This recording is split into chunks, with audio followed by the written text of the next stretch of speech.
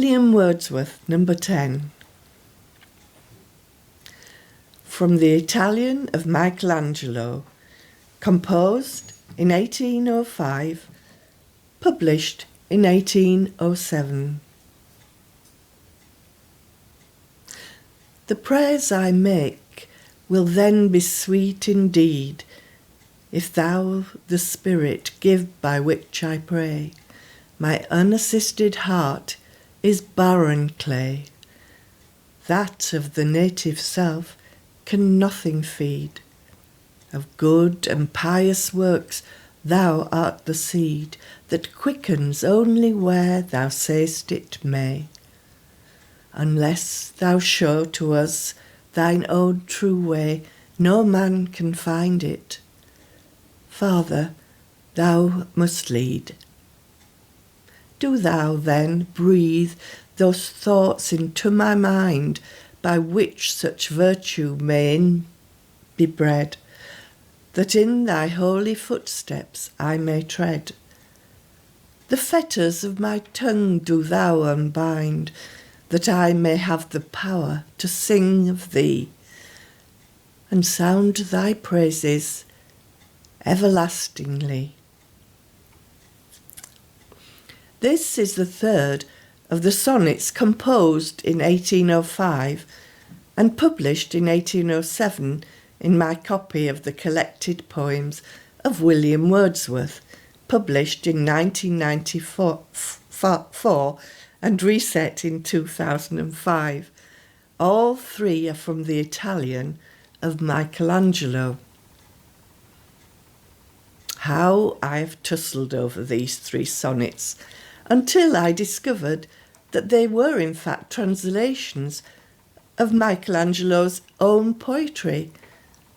At Oxford, Wordsworth fell in love with Italian literature, having an excellent tutor who was himself Italian.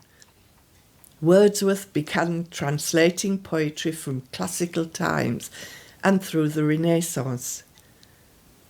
Michelangelo, who was born in 1475 and died in 1564, is probably known better for his sculpture and painting of the wonderful ceiling of the Sistine Chapel than he is for his poetry. Context is so important in our understanding, not only of literature, but also in every aspect of life. Underpinning much of Michelangelo's creative work is the anguish he lives with day by day.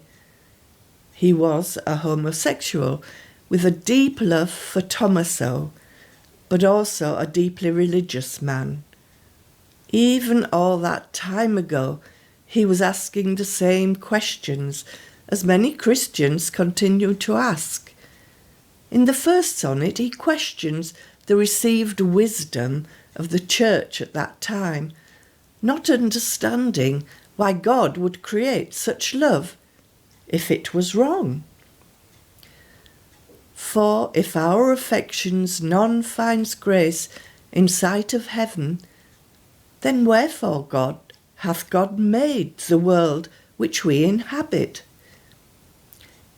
He ends that first sonnet by perceiving that it would be wrong if the love was based on outward and fleeting changes of beauty.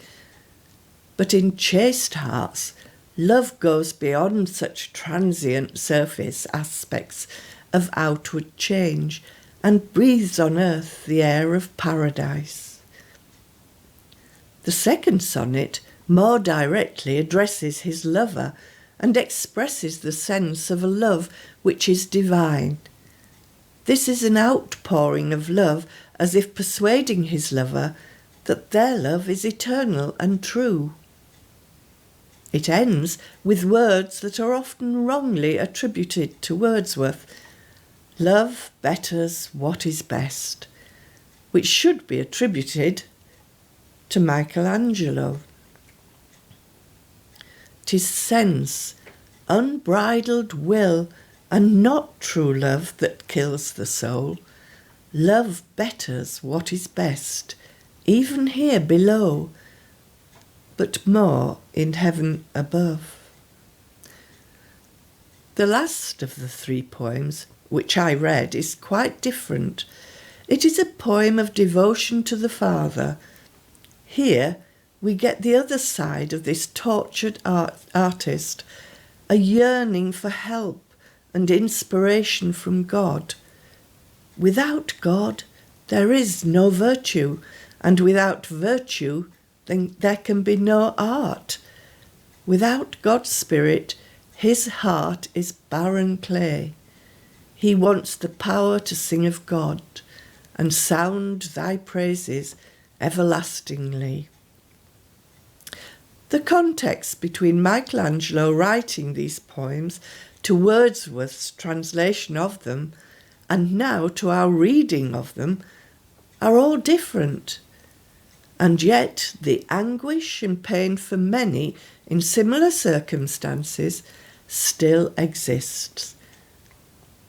May someone 200 years hence, reflecting either on Michelangelo's original poems in Italian or Wordsworth's translation of them, be amazed at the cruelty meted out by those who set themselves up in judgment on the sexuality of another in times past.